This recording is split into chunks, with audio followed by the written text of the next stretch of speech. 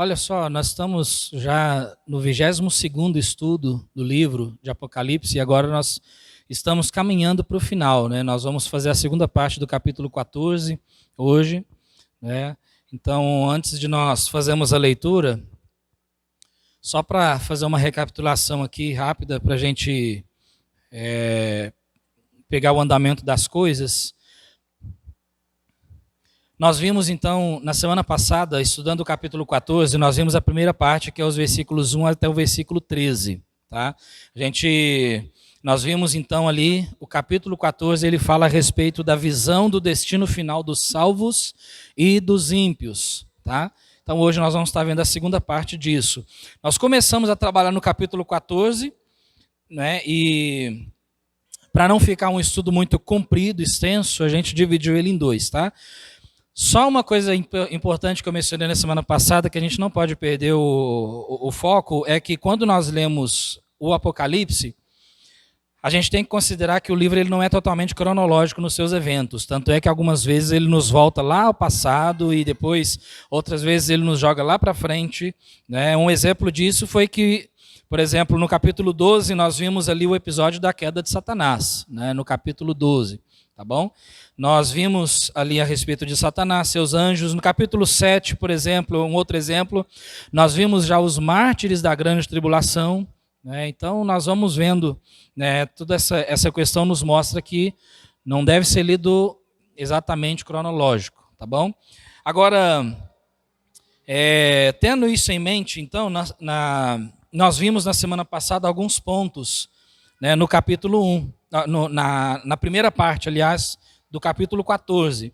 Nós vimos ali então Jesus no Monte Sião com 144 mil, que é quando ele começa o capítulo 14. Mencionamos já sobre essa questão de Sião, né, alguns pensamentos sobre isso, tá bom? Não vou voltar nessa questão, mas o vídeo está lá. Aqueles que não estiveram na semana passada nós fizemos ainda online, né? Em grupo. Então, aqueles que não estiveram, eu creio que, acho que todos nós aqui já estavam, mas se não, o vídeo está lá, é só acessar lá, tá bom? Isso nós vimos nos versículos 1 a 5. Depois aparece ali o anjo com o evangelho eterno, né? Nós vimos a respeito disso também. Toda a terra ouviu o evangelho do anticristo, que é o evangelho falso. Então vem um anjo e traz um evangelho eterno, o evangelho verdadeiro. E ali todo o julgamento que acontece, o destino de todas as pessoas será definida com o que ele faz com esse evangelho, se ele aceita ou se ele rejeita, tá certo? Nós vimos também o anúncio da queda da Babilônia no versículo 8, e aí nós entendemos que quando o livro de Apocalipse se refere à Babilônia, principalmente nos capítulos 17 e 18, que nós vamos estar vendo sobre isso, não se refere especificamente exatamente a um lugar, mas um sistema de governo e religião. Conversamos sobre isso, né, na semana passada. Nós vimos também, então, o destino final e eterno dos ímpios, que é a primeira parte, né? Nós vimos isso nos versículos 9 até o versículo 11, onde ele menciona ali a respeito da duração e tudo mais. Nós vimos que existem dois grupos de pessoas, né? Aqueles que aceitaram a marca, né, a marca da besta, que nós vimos no capítulo 13, e aqueles que não aceitaram a marca, né, mas aqueles que foram fiéis ao Senhor Jesus Cristo, reconhecendo a satanicidade da besta. Né? E nós vimos também o destino final e eterno dos salvos. Aí ele menciona ali sobre eles, é explicado ali que eles descansarão dos seus trabalhos e as suas obras os seguem. Nós comentamos nisso na semana passada. E aí nós finalizamos nesse ponto. Tá? Então nós vimos ali então dos não salvos e dos salvos. E da mesma forma nós vamos estar vendo aqui a partir do versículo 14. Então ele usa essas figuras de linguagem para poder mostrar para nós o destino. É coisa que vai acontecer lá na frente ainda. Se você olhar o capítulo 20, você vai ver ali, né, que isso aqui também é mencionado lá no capítulo 20, logo depois que Satanás é lançado no lago de fogo. Também nós vemos ali que haverá o julgamento ali, onde a morte e o inferno vai ser lançado no lago de fogo, né, sendo a segunda morte, e aquele que não foi achado escrito no livro da vida. Tá bom? Vamos fazer a leitura então a partir do versículo 14, é um texto menor, versículos 14 a 20. Nos versículos 14 a 20, diz assim: Apocalipse 14, versículos 14 até o final. E olhei, e eis uma nuvem branca, e assentado sobre a nuvem, um semelhante ao filho do homem, que tinha sobre a sua cabeça uma coroa de ouro, e na sua mão uma foice aguda. E outro anjo saiu do templo, clamando com grande voz ao que estava assentado sobre a nuvem: lança a tua foice e cega. A hora de cegar te é vinda, porque já a seara da terra está madura. E aquele que estava sentado sobre a nuvem meteu a sua foice à terra, e a terra foi cegada. E saiu do templo, que está no céu, outro anjo, o qual também tinha uma foice aguda. E saiu do altar outro anjo, que tinha poder sobre o fogo, e clamou com grande voz ao que tinha a foice aguda, dizendo: lança a tua foice aguda e vindima os cachos da vinha da terra, porque já as suas uvas estão maduras. E o anjo lançou a sua foice à terra e vindimou as uvas da vinha da terra, e atirou-as no grande lagar da ira de Deus. E o versículo 20 diz: e o lagar foi pisado fora da cidade, e saiu sangue do lagar até aos freios dos cavalos, pelo espaço de 1.600 estádios. Nós vamos ver a respeito disso aqui, tá? Então, essa segunda parte do livro, também do capítulo, ela nos menciona também o destino, né? O destino dos salvos e dos não salvos, tá? Então, nós vemos isso aqui. Tá bom? Quem dera se a gente tivesse o tempo, infelizmente o nosso tempo é limitado, por isso a gente partiu o capítulo em 2, mas mesmo assim ainda é difícil explorar tudo isso aqui. O ideal seria, esse capítulo está intimamente ligado com Mateus 24, a gente poderia fazer a leitura ali, Mateus 24, Mateus capítulo 13, tá? Onde fala ali a respeito do joio e do trigo. Então eu até te encorajo a ler em casa, né? Mateus 13 e Mateus 24, principalmente Mateus 24, versículos 30 e 31. Tá? Então, depois, se quiser ler e fazer uma ligação com isso.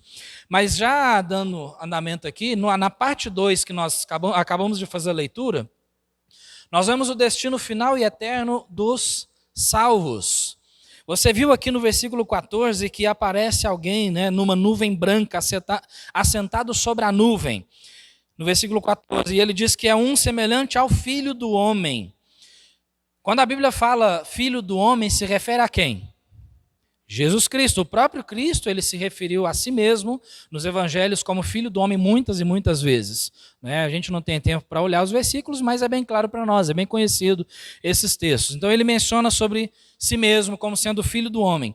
E ele diz ali também que tinha sobre a sua cabeça uma coroa de ouro. Agora, essa palavra coroa é interessante, tem duas palavras para referir-se à coroa. Uma para coroa mesmo, né, como reis e coisa assim, e outra como sendo um tipo de guirlanda dada ao vencedor de jogos daquela época. Então, essa coroa aqui ela é diferente da coroa mencionada lá no capítulo 19, quando Jesus vem para reinar. Essa coroa aqui ela é mais uma guirlanda para alguém que é vencedor, né? Então, só que ela era, claro, feita de ouro, tá bom? E esse homem aqui, ele tinha uma foice aguda ou uma foice afiada. Agora, a foice, né, hoje, a geração atual, né, Tenilson, acho que não vai saber o que é foice, talvez, né? Mas foice é aquele objeto que era feito, que era usado para colheita, principalmente de grãos, né? A pessoa, quando vê a foice hoje em dia, associa com a morte, né? A morte aparece com a foice. Mas não é exatamente isso. Era usada na lavoura, né? Então não é só um símbolo de morte, tá bom? A foice era usada especificamente para colheita, principalmente para cereais, grãos, né? Passava a foice ali. Então esse homem assentado na nuvem, Jesus, ele tinha uma foice. Ele tinha uma foice. Aí no versículo 15, aparece um outro anjo que sai do templo, e nós vemos aqui que templo se refere ao céu, né? Tanto é que ele diz isso no versículo mais abaixo. Então esse anjo aparece, né? Aqui ele sai do templo e ele começa a clamar com grande voz, né? Ele clama com grande voz, parafraseando aqui o que ele brada. Ele diz então assim, parafraseando: usa a sua foice e comece a colheita, porque a seara já está madura. É isso que ele diz, né? A seara já está madura, está no ponto, né? Está na hora. Então esse anjo, ele brada para aquele que tem a foice, Cristo: lança a tua foice, a seara já está madura, né? Já está na hora de ser colhida. Agora é interessante aqui, tem várias posições a respeito disso. A mais coerente que eu acredito, né, quando fala aqui a respeito de seara, nós vemos na palavra de Deus, quando fala a respeito de seara, ele está falando ali a respeito de colheita, né, com o evangelho. Então, seara geralmente é ligada com trigo, né? Então, quando Jesus, é como, por exemplo, Jesus menciona em Mateus 9, 35 a 38, a seara é realmente grande, mas poucos os ceifeiros. Né? Rogai ao Senhor da seara que mande ceifeiros para a sua seara. E João 4, 35, ele menciona também uma coisa que interessante, ele diz assim, olha: não dizeis vós que ainda há 4 meses até que venha a ceifa? Eis que eu vos digo, levantai os vossos olhos e vede as terras que já estão brancas para a ceifa. Ceifa, seara. Então, aqui então ele diz, ó, lança a foice e colhe, já está na hora. Aqui a gente vê, eu vejo provavelmente aqui que se trata da colheita dos salvos da terra. Por quê? Por causa da diferença dessa colheita com a colheita que nós vamos estar vendo adiante. Nós vamos ver 2 colheitas aqui. Essa colheita, né, dessa seara e a colheita de uvas, a vindima. Tá? Então, por causa dessa diferença, nós entendemos aqui que aqui mais provavelmente que se trata de salvos, o próprio Senhor Jesus Cristo, né, tirando os salvos. Semana passada eu mencionei uma posição a respeito disso com relação ao arrebatamento, né, então a gente não vai voltar nessa questão, mas eu conversei, tem algumas posições aqui. Né, existem pessoas que defendem a ideia de que nesse ponto aqui acontece o arrebatamento da igreja. Né, então, tem várias posições a respeito disso, nós conversamos sobre isso na semana passada, tá bom? Então, você vê aqui, amado, que essa colheita aqui, o próprio Cristo é quem colhe com a sua foice. Olha o versículo 16. Então ele dizia, aquele que estava sentado sobre a nuvem meteu a sua foice à terra e a terra foi cegada, foi colhida. Né? Então aqui ele faz a colheita. Agora, você vê aqui, começando aqui no próximo versículo, nós vamos ver agora uma contrapartida, o destino final dos ímpios. No versículo 17... diz assim, e saiu do templo que está no céu outro anjo, o qual também tinha uma foice aguda, uma foice afiada. Então aparece outro anjo que sai do céu, tá bom? Você vê que aqui não é Jesus quem colhe, mas é um outro anjo. E depois nós vamos ver uns versículos em Isaías 63, que é interessante que ele menciona sobre isso também. Tá? E depois a gente vai estar vendo isso. Tá bom? Então, aqui sai outro anjo do céu, né, e ele aparece com uma foice afiada também. Nesse trecho aqui, você vai ver, a gente vê que a foice ela é usada para colher uvas. Para colher uvas. Então, do que se refere essas uvas? O que significa isso? É justamente o que nós vamos ver na descrição. Vai ficar fácil a gente entender aqui, conforme a descrição. Tá? No versículo 18, ele diz, e saiu do altar outro anjo. Então você viu, saiu do templo um anjo que tinha foice, aí saiu outro anjo que tinha poder sobre o fogo e clamou com grande voz ao que tinha a foice afiada. O que ele fala? Lança a tua foice aguda e vindima os cachos da vinha da terra, porque já as suas uvas estão maduras. Quer dizer, chegou a hora, está madura, já está na hora de colher também. Só que aqui é outro tipo de colheita, essa colheita aqui tem um destino separado, nós vamos ver a respeito disso, tá bom? Então essas uvas foram colhidas, aí no versículo 19, o que acontece com elas? E o anjo lançou a sua foice à terra e vindimou as uvas da vinha da terra. Então ele colheu e atirou-as no grande lagar da ira de Deus. Esse anjo aqui já não foi Cristo, o anjo colheu, pegou essas uvas e lançou no grande lagar da ira de Deus. Tá? Então lagar, o que é um lagar? Você sabe o que é? Lagar era o lugar onde as uvas eram pisadas e esmagadas para liberar o seu suco. Isso é um lagar. Tá? Agora você vê a diferença das analogias usadas aqui. Primeiro a gente viu seara, que é mais associada com trigo, né? Que é diferente do joio. Agora, e é colhida pelo próprio Cristo, na primeira parte. Agora as uvas que são colhidas não por Cristo, mas por um anjo, E a gente vai ver em Isaías uma associação com isso. E elas são jogadas no grande lagar da ira de Deus, onde serão pisadas. E aí no versículo 20 nós vemos então que elas são pisadas, porque disse: e o lagar foi pisado fora da cidade, e saiu sangue do lagar até aos freios dos cavalos, pelo espaço de 1.600 estádios. Esse versículo tem algumas informações interessantes aqui. Pegando as frases dele, o lagar foi pisado fora da cidade. Muitas pessoas defendem a ideia aqui de que ele foi pisado fora da cidade, então esse castigo ali dessas, nós vamos ver aqui então essas uvas, né? Nós vamos ver aqui, você nota claramente aqui que essas uvas elas se referem aos ímpios. Então é a vitória de Cristo sobre os ímpios. Então, eles são pisados fora da cidade. Muitas pessoas associam isso aqui como uma forma de proteção de Deus. Deus protegendo a cidade de Jerusalém. Então, fora da cidade, não dentro, vai acontecer isso aqui. E aí, então, sai o sangue do lagar. Não suco, mas sai o sangue. Então, você vê que o negócio é sangrento. Tanto é que até o freio dos cavalos. Você sabe o que é freio de cavalo? Aí, de novo, né, Tenilson? A geração atual acho que não vai saber o que é freio de cavalo. Né? Mas é aquilo que coloca, né, na boca do cavalo para poder dirigir e domar ele. Né? Então, não é isso, Benedito? Estou certo? Aí, tá vendo? Quer dizer, até a altura da boca dos cavalos. Então, considerando um cavalo de guerra, aproximadamente 1,5 m, né, se isso aqui for literal. Então, 1,5 m de altura. E não só isso, mas aí ele diz pelo espaço de 1.600 estádios. Que estádio que é isso? Estádio de futebol? A gente já pensa logo sobre isso, né? A medida de um estádio aí depende muito da região. Você vai encontrar várias informações quando você pega a cultura da época. Agora, seria uma média de 185 metros, para mais ou para menos, mas dependendo da região. Então é uma média de 185 metros. Você pega 185 metros e multiplica por 1.600 estádios, dá quase 300 quilômetros. Quase 300 quilômetros de extensão, de sangue. Então você vê que o negócio é sangrento. Né? Então aqui literalmente, aqui claramente se fala a respeito de castigo.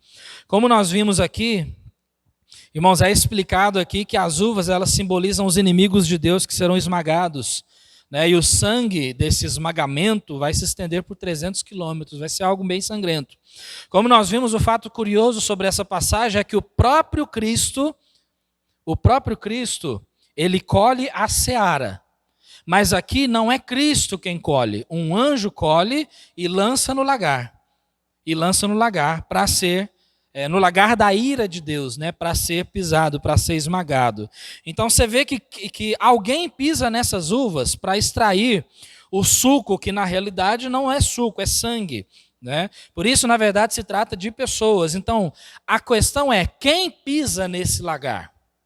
Quem é que pisa aqui para esmagar essas pessoas? Aí nós temos alguns textos que fazem uma conexão. Por exemplo, em Apocalipse, no capítulo 19, virando umas 2 páginas na sua Bíblia, diz assim no versículo 15.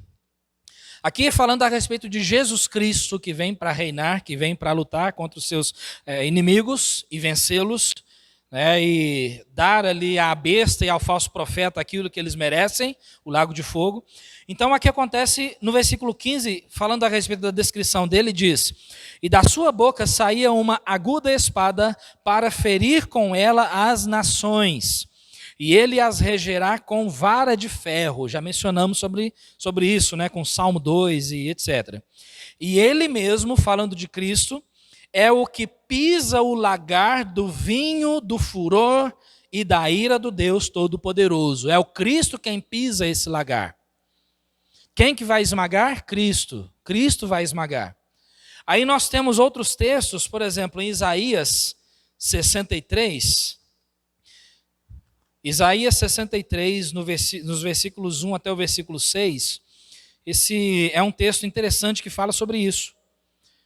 Em Isaías 63, diz assim, eu até te encorajo, se você pode, depois, esses versículos, Coloca no cantinho da Bíblia, do lado do texto ali, que aí a próxima vez que você ler, você pode voltar ali para poder entender melhor, tá? Aqui é bem claro, olha só. Isaías 63.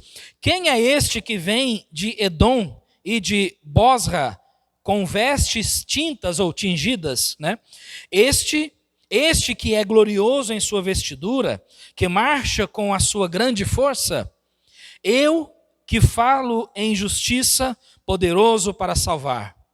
Por que está vermelha a tua vestidura e as tuas roupas como daquele que pisa no lagar?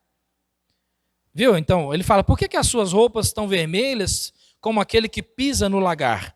Aí ele diz, eu sozinho pisei no lagar, e dos povos ninguém houve comigo. E os pisei na minha ira, e os esmaguei no meu furor. E o seu sangue salpicou as minhas vestes, e manchei toda a minha vestidura. Olha lá que interessante, ele manchou a sua vestidura com o resultado do esmagamento do lagar. Porque o dia da vingança estava no meu coração, e o ano dos meus remidos é chegado. E olhei, e não havia quem me ajudasse, e admirei-me de não haver quem me sustivesse.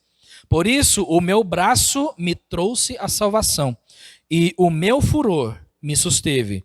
E atropelei os povos na minha ira, e os embriaguei no meu furor, e a sua força derrubei por terra. Então você vê aqui a vitória de Cristo sobre os inimigos. Então a gente faz uma conexão bem clara aqui a respeito de Apocalipse 14, com aquele que pisa no lagar. Então quem pisa o lagar é o próprio Jesus Cristo, tá bom? Então essa é uma pergunta interessante, né? Então nós temos aí a resposta. Nós vamos ver em breve, irmãos, concluindo aqui, que o livro de Apocalipse ele termina com a vitória do Cordeiro, né? Nós vamos estar vendo isso. A vitória do Cordeiro sobre os inimigos de Deus e a descrição do estado final dos salvos. Aí ele começa a descrever ali como será, como é, né? E tanto os salvos do passado, presente e futuro. Mas nós veremos também no capítulo 20 que Satanás será lançado no lago de fogo, onde estará a besta e o falso profeta, né, que nós vimos no capítulo 13. Mas nós veremos também que nesse mesmo lago de fogo serão lançados aqueles que rejeitaram Jesus no passado. Os que o aceitaram aqueles que rejeitaram Jesus no passado. Os que o rejeitaram no presente e o rejeitaram no futuro. Inclusive aqueles que se submeterem ao anticristo. Então serão lançados no lago de fogo, né?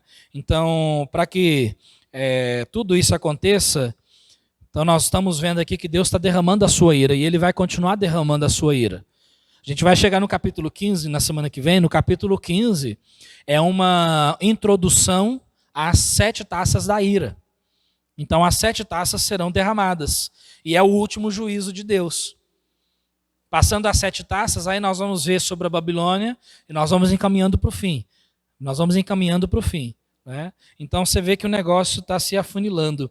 Então os eventos do livro de Apocalipse já estão encaminhando para a conclusão de tudo isso.